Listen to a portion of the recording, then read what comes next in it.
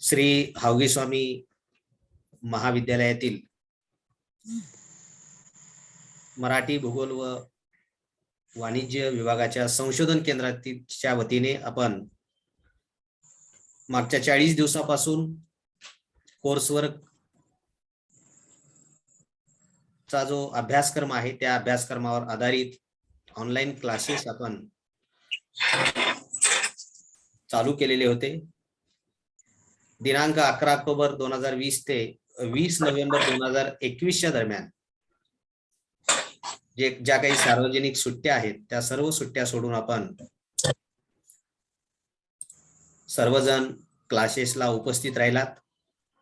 Zoom ॲपवर हे सगळे क्लास झालेले आहेत। यासाठी अनेक अभ्यासकांनी जे काही 3 पेपर आहेत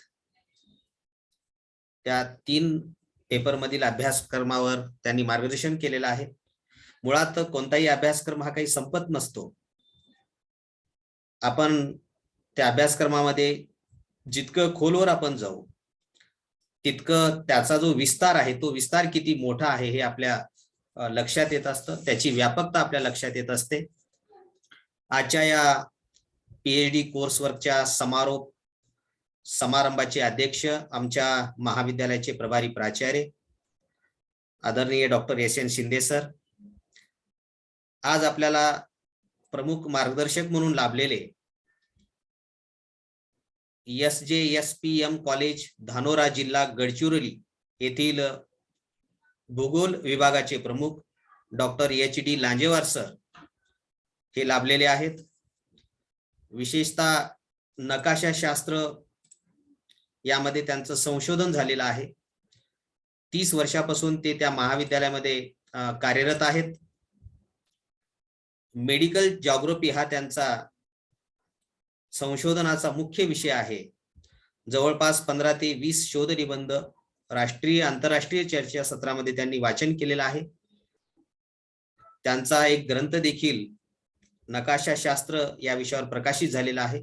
असे एक अभ्यासक प्रमुख पाहुणे म्हणून आपल्याला लाभलेले आहेत आणि त्याचबरोबर सर्व संशोधक विद्यार्थी मार्गदर्शक सर्व प्राध्यापक सर्वांचे मी श्री हावगी स्वामी महाविद्यालयाच्या वतीनं मनपूर्वक स्वागत करतो। आजचे प्रमुख वक्ते डॉक्टर HD लांजेवार सर यांना मी विनंती करतो की आपण या समारोप समारंभ प्रसंगी सर्व संशोधक विद्यार्थ्यांना मार्गदर्शन करावं। Doctor HD Lanjewar sir.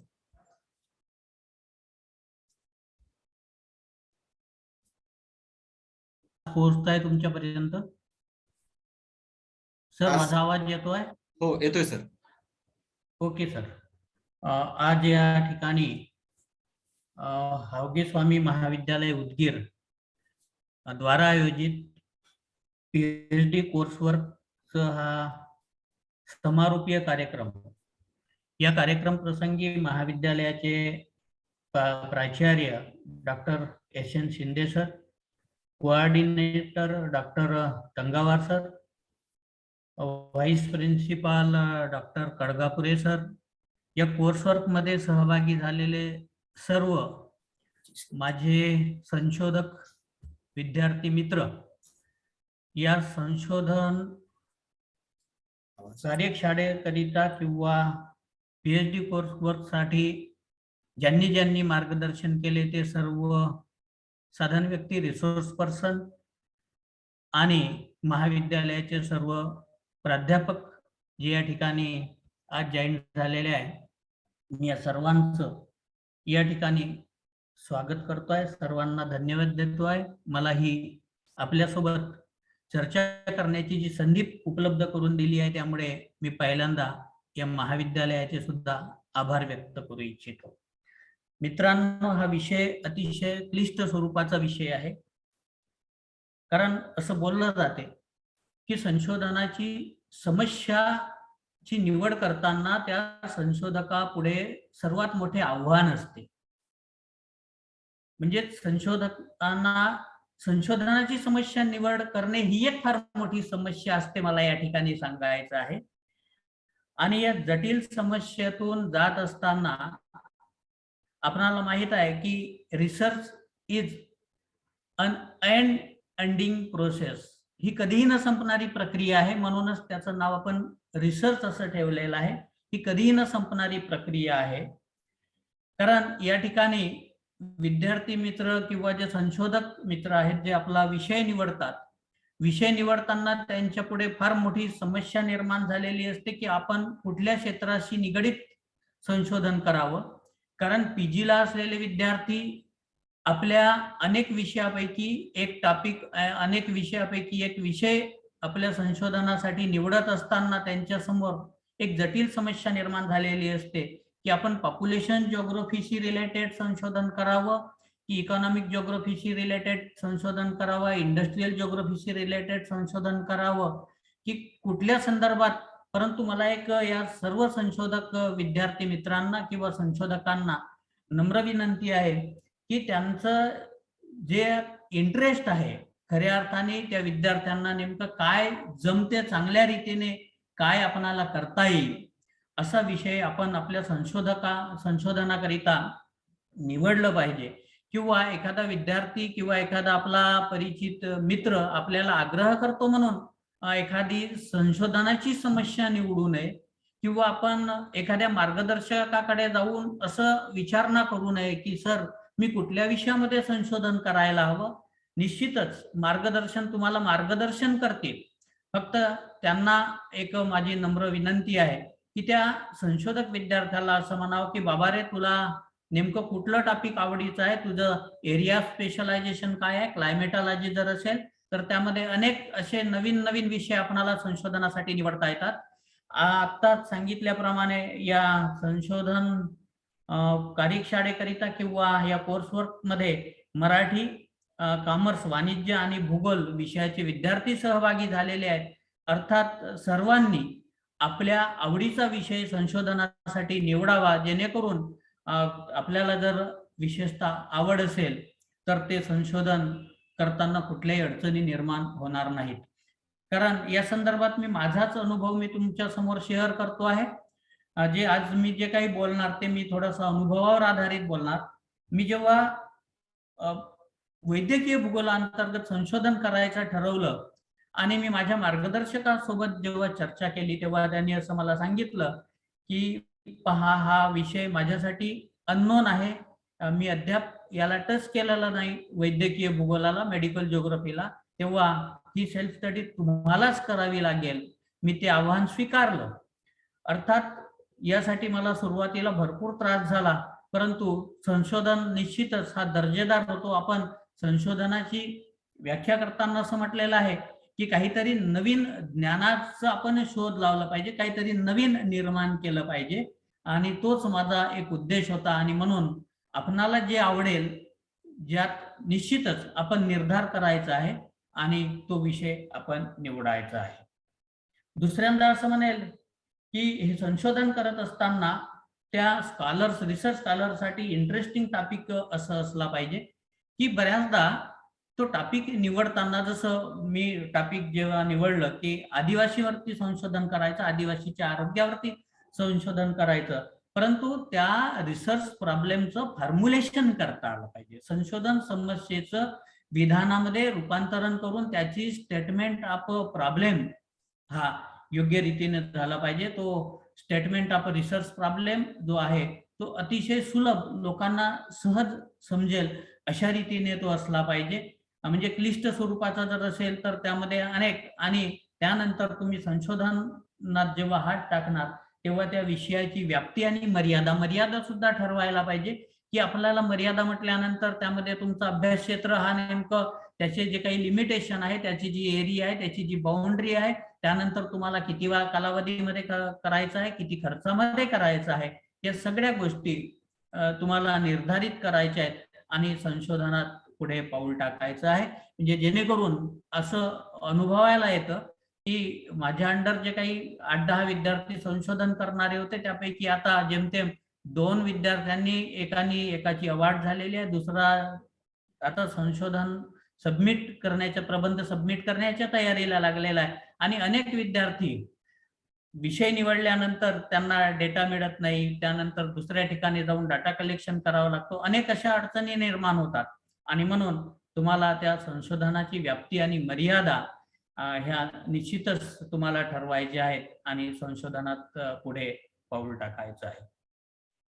संशोधन करण्यापूर्वी मी काही तुम्हाला थोडंसं सजेस्ट करू इच्छितो की think before doing your research project. या संदर्भात मी असं म्हणेल की तुम्ही सगळ्यात आधी सर्वप्रथम संशोधनाशी संबंधित विविध साहित्याचं वाचन केलं पाहिजे. जितकं तुमचं वाचन दांडगा असेल, तुमचं अनेक गोष्टी संशोधनाशी निगडीत असलेल्या अनेक बाबी ह्या क्लिअर होतील. जवळपास या संशोधनाशी रिलेटेड जवळपास 53-54 वेगवेगळ्या डिफरंट टर्मिनॉलॉजी आहेत, त्या आपण समजून घेतल्या पाहिजे. म्हणजेच what is research problem, what is research problem formulation, आणि लास्ट जी असेल आपलं रिसर्च वर्कचं जे काही रिपोर्ट रायटिंग तिथपर्यंत ह्या सगळ्या बाबी त्यामध्ये समाविष्ट होतात. आणि लहान सहान अनेक ज्या गोष्टी आहेत त्या ठिकाणी यायला पाहिजे, समाविष्ट व्हायला पाहिजे. अन्यथा एखादी बाब सुटून जाते. काही वेळेस काही थेसिस मध्ये किंवा काही संशोधनामध्ये परिकल्पनेचा अभाव असतो. काही ठिकाणी पाहिजे तशी उद्दिष्टे निर्धारित केलेली नसतात. आणि म्हणून मला असं म्हणायचं आहे की आपण अधिकाधिक संशोधनाशी निगडीत साहित्याचे वाचन केलं पाहिजे. त्यानंतर आपण संशोधनाची दिशा ठरवू शकतो. त्यानंतर मला असं म्हणायचं आहे की refer maximum journals and references. मी असं म्हणेल हा एक माझा पहिला सजेशन आहे की मॅक्झिमम रेफरन्सेस आपण रेफर केली पाहिजे. त्यानंतर रिसर्च जर्नल पाहिली पाहिजे, जेणेकरून तुमच्या आयडिया क्लिअर होतील की त्या माध्यमातून तुमची रिसर्च मेथडॉलॉजी क्लिअर होईल. बऱ्याचदा नंतर आपल्या समोर समस्या निर्माण होतात की डेटा कलेक्शन तर होतो, किंवा आधीच आपण ठरवायला पाहिजे की आपण रिसर्च मेथडॉलॉजी काय असणार आहे, कुठले फॉर्म्युले असणार आहेत, कॉमर्सच्या बाबतीत असो. कारण मराठी विषयासंदर्भात जर बोलायचं झालं तर त्यांचं रेफरन्स रिलेटेड रिसर्च असतो, जिओग्राफीचा फील्डवर्क रिलेटेड रिसर्च असतो. अर्थात त्यामध्ये प्री सेकंडरी डेटा असतोच, म्हणजे डेटाबेस आणि फील्डवर्क हे दोन्हीचा त्या ठिकाणी समावेश असतो. तो मराठी संदर्भात हे लागू होणार नाही.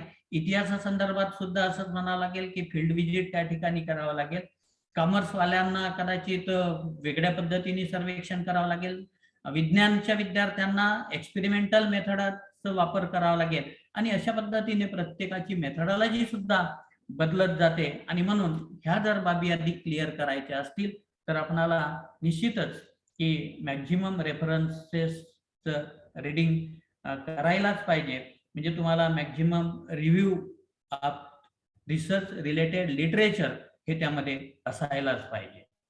दुसरी बाब मला या ठिकाणी सांगता येईल की confirm the particular study area.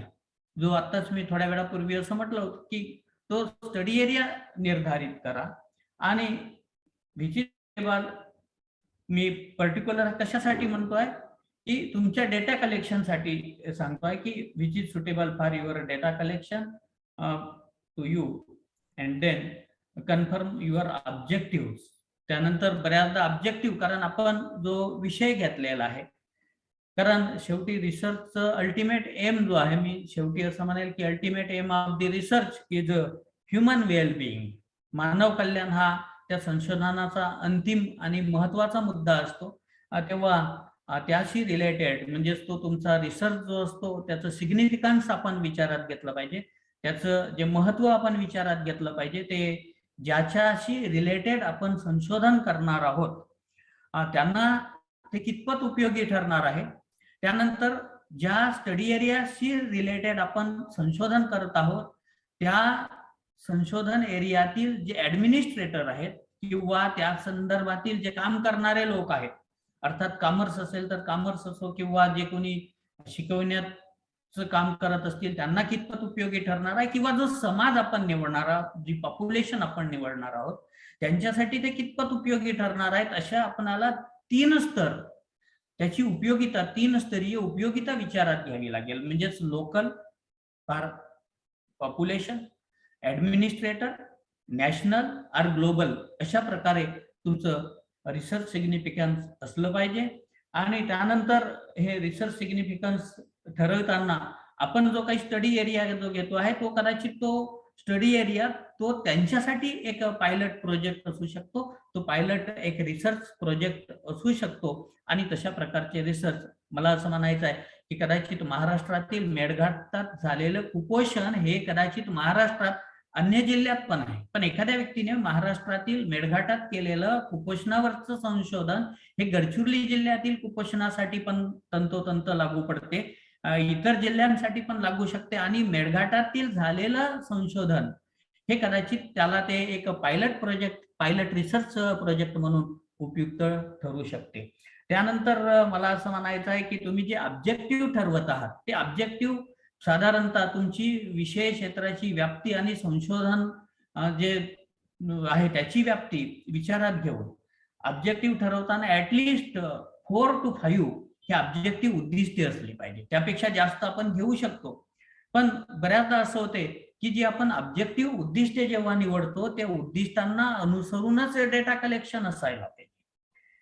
तथ्य संकलन हे प्रत्येक ऑब्जेक्टिव्हला अटेंड करण्यासाठी आपल्याला तथ्य संकलन करायचं आहे.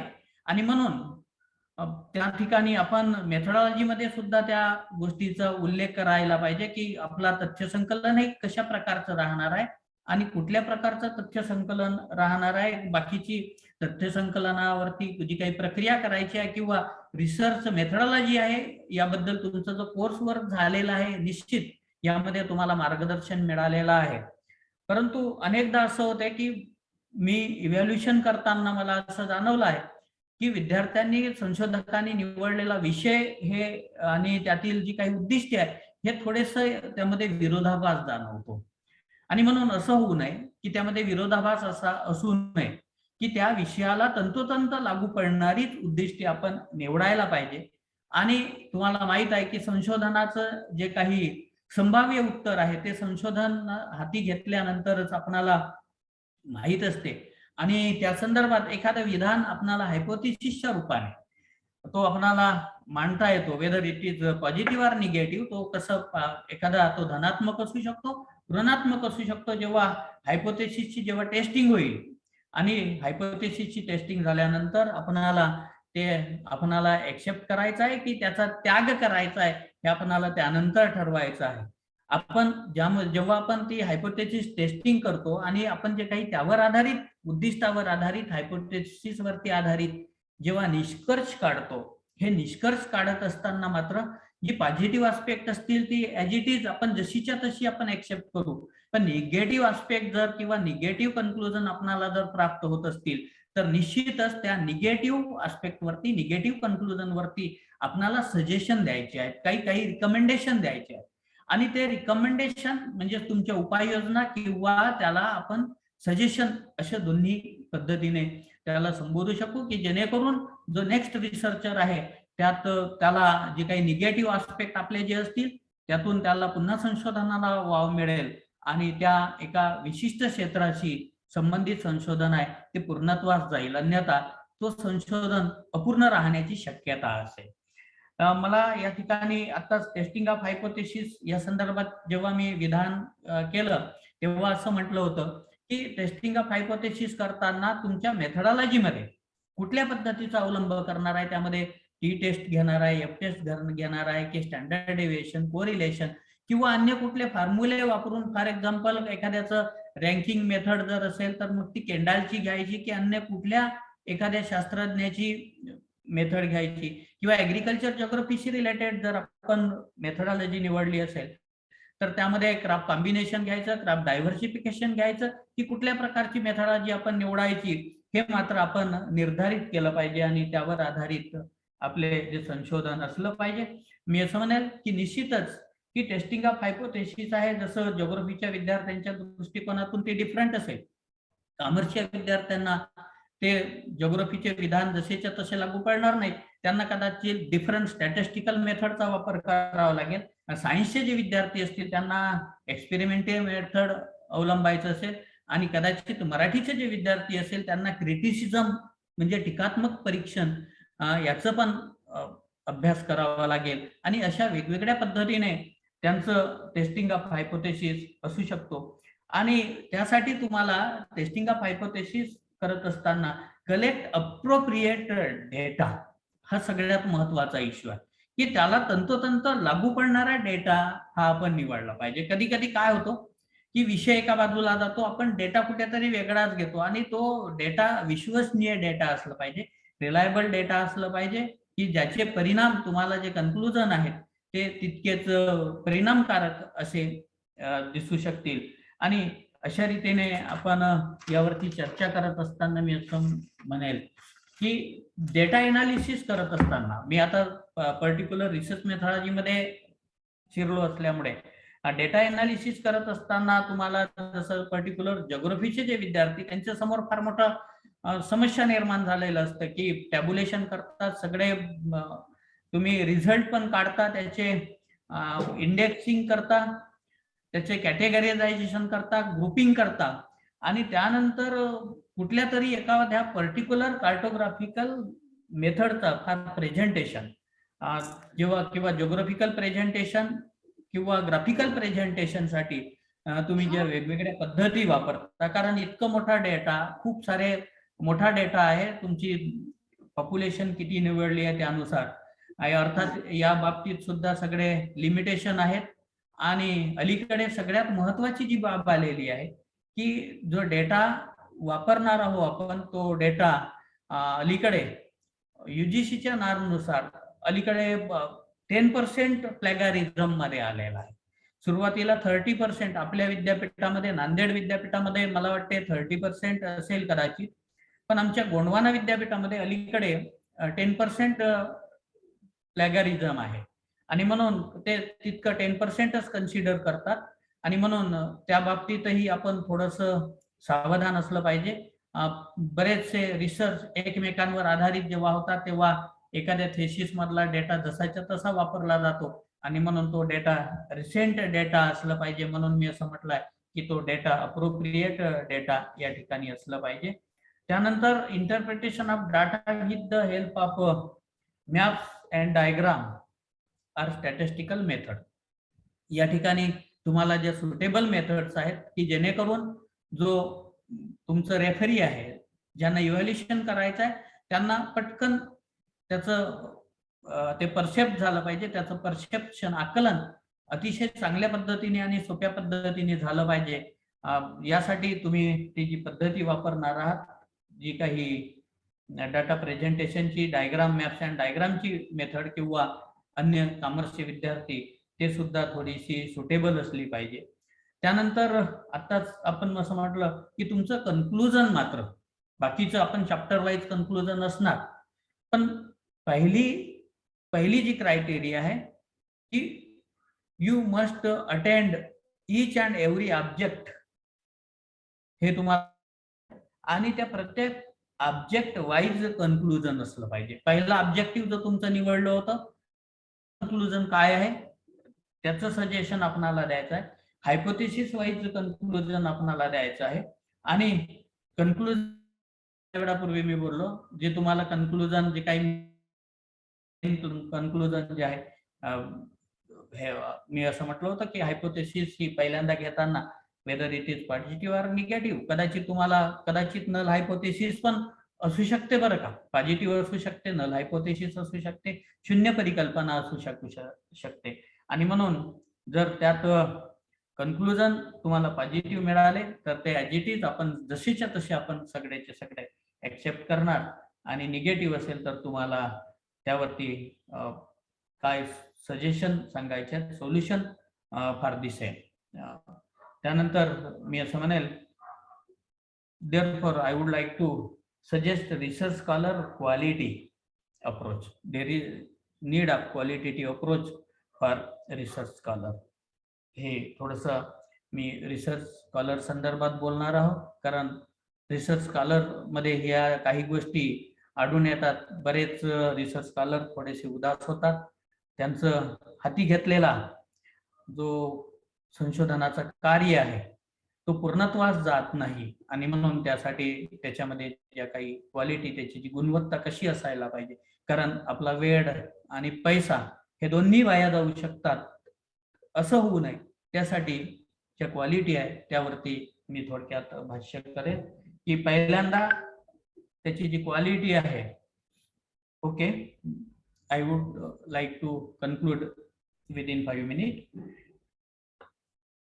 त्याला पुरेपूर विषयाचं ज्ञान असले पाहिजे, नॉलेज ऑफ रिसर्च सब्जेक्ट.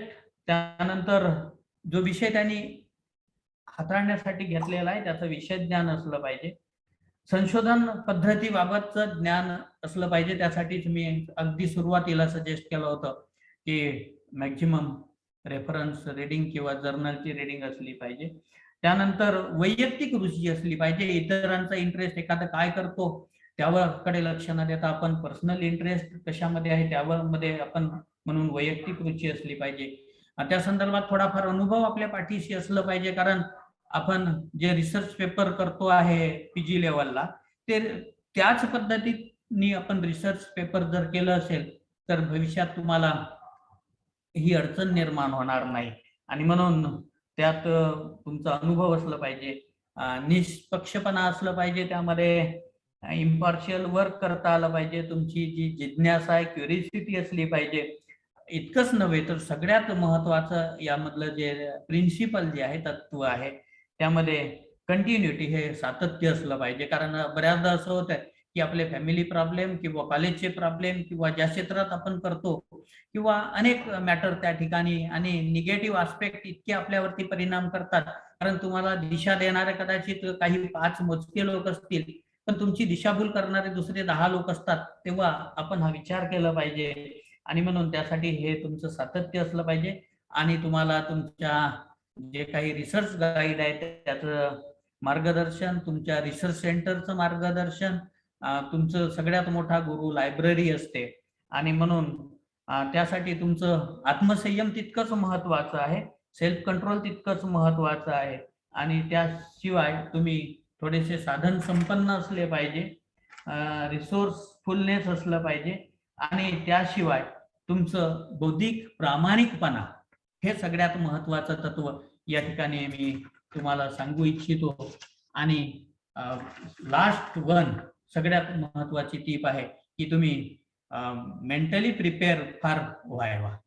हे सगळ्यात महत्वाचं तत्व आहे की व्हायवाला जाताना, जेव्हा व्हायवा होतो तुमचा, ओपन डिफेन्स होतो आता अलीकडे, कधी 1 रेफरी असतो किंवा काही वेळेस मोर दॅन 1 रेफरी त्या ठिकाणी असतात. आणि म्हणून व्हायवासाठी आपली चांगली तयारी, आपण वर्क केलेलाच असतो, आपला वेळ त्यामध्ये गेलेला असतो. आणि म्हणून जे काही आपण वर्क केलेलं आहे ते चांगलं वर्क केलेलं आहे. आपण पहिल्यांदा पॉझिटिव्ह व्हायचं, आपलं वर्क अतिशय सत्यपणे, आपली मेहनत त्यामध्ये आहे, आपलं पैसा खर्च झालेला आहे, ह्या सगळ्या गोष्टी त्यामध्ये लक्षात ठेवायचा आहे. आणि व्हायवाची अतिशय चांगली तयारी करायचा आहे. कारण मित्रांनो, आताच थोड्या वेळापूर्वी मी पाहिलं की भारताचं या संशोधनामध्ये जे काही वर्ल्ड वाईड रँक आहे तो अतिशय मागासलेला आहे. आणि टेक्नॉलॉजीच्या संदर्भात बोलतोय की जगामध्ये हा 48वा क्रमांक भारताचा आहे. आणि निश्चितच आपला रिसर्च हा दर्जेदार असावं, कारण रिसर्च म्हटल्यानंतर तो फक्त आपल्या प्लेसमेंटसाठी किंवा यासाठी आपल्यासाठी वैयक्तिक आहेच, परंतु ज्या समाजावरती रिसर्च केलेला आहे. म्हणूनच मी थोड्या वेळापूर्वी एक कथन केलं होतं की ultimate aim of the research is human wellbeing. निश्चितच यामध्ये मानव कल्याणाचं मर्म दडलेलं आहे. आणि I hope that we will try for best. Thank you very much. धन्यवाद सर. संशोधनाच्या सर्व अंगाने आपण अगदी वस्तुनिष्ठ पद्धतीने, वेळ कमी असल्यामुळे आपण खूप छान पद्धतीने मांडणी केलात. खरं तर संशोधनाचा जो गाभा आहे तो मानवहित, समाजहित असलं पाहिजे. मानवहिताच्या कल्याणासाठी आपण संशोधन केलं पाहिजे. या अनुषंगाने एकदम चांगल्या पद्धतीने सर आपण कमी वेळामध्ये पण खूप छान असं संशोधनाच्या अंगाने विस्ताराने मांडणी केला. त्याबद्दल आपले आणि आपलं संदर्भ आपलं आमचे उपप्राचार्य काळगापुरे सर यांनी दिलेला होता. मी सरांचे या ठिकाणी आभार मानतो. आजच्या या कार्यक्रमाचे अध्यक्ष आमच्या महाविद्यालयाचे प्रभारी प्राचार्य डॉक्टर एस.एन. शिंदे सर यांना विनंती करतो की आपण अध्यक्षीय समारोप करावा.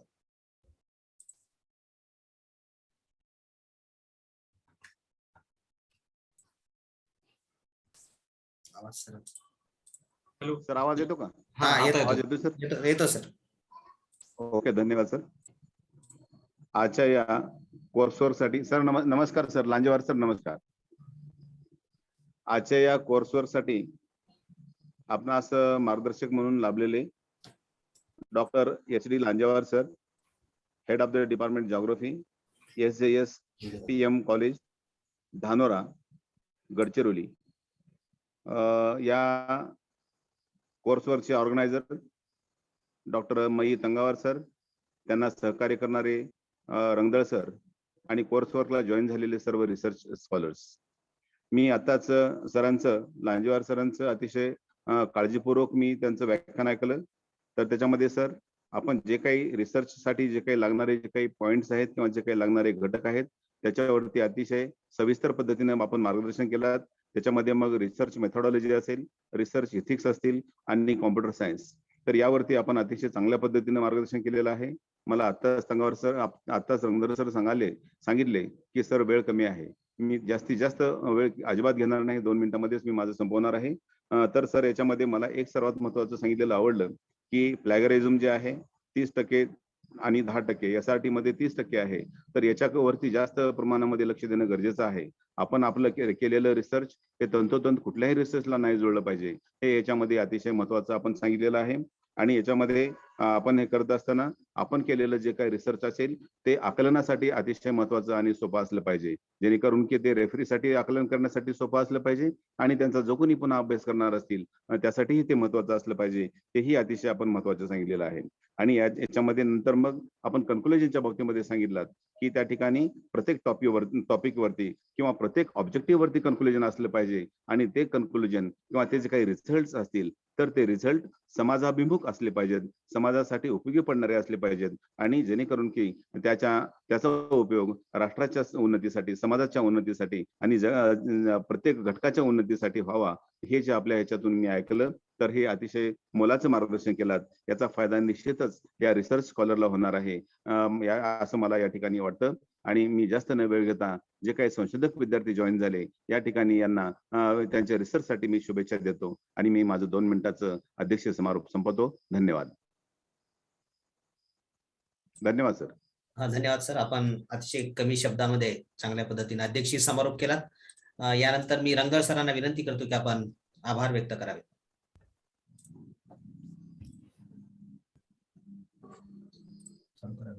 धन्यवाद सर. या ठिकाणी आज या कोर्सवर्कचा समारोपाचा कार्यक्रम आहे. यासाठी या कार्यक्रमाला आपल्याला लाभलेले आमच्या महाविद्यालयाचे प्राचार्य डॉक्टर एस.एन. शिंदे सर, उपप्राचार्य डॉक्टर ए. काळगापुरे सर, तसेच समन्वयक डॉक्टर मयी तंगावर सर हे उपस्थित राहिले. तसेच या कार्यक्रमाची शोभा ज्यांनी वाढवली ते डॉक्टर एच.डी. लांजेवार सर, ज्यांनी आपल्या जो संशोधन करीत असताना जे गृहीतके आहेत, उद्दिष्ट, निष्कर्ष, सादरीकरण आणि संदर्भ कसे असावेत ते एकदम साध्या पद्धतीने आपल्याला समजून सांगितलं. त्याबद्दल मी त्यांचे आभार मानतो. तसेच या कार्यक्रमासाठी ज्यांनी मार्गदर्शन केलं त्या सर्व मार्गदर्शकांचे, तसेच या कार्यशाळेमध्ये उपस्थित सर्व विद्यार्थ्यांचे आभार मानतो. तसेच आमच्या महाविद्यालयाचे कल्याण कुंभार सर हेही या समारोपाच्या कार्यक्रमाप्रसंगी उपस्थित होते. मी त्यांचेही आभार मानून अध्यक्षांच्या वतीने हा कार्यक्रम संपला असे जाहीर करतो.